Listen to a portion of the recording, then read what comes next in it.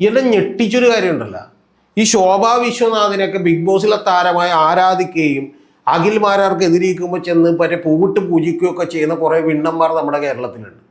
ആ വിണ്ണന്മാരുടെ എനിക്കുള്ള ഉത്തരം എന്ന് പറയുന്നത് ആ കണ്ടസ്റ്റന്റ് പറഞ്ഞ മറുപടിയാണ്. ഇംഗ്ലണ്ടിൽ ജീവിക്കുന്ന ഒരു കുട്ടിയാണെന്നാണ് ഞാൻ മനസ്സിലാക്കുന്നത്. ആ കണ്ടസ്റ്റന്റ് പറഞ്ഞ മറുപടി എന്നെ ഞെട്ടിച്ചു.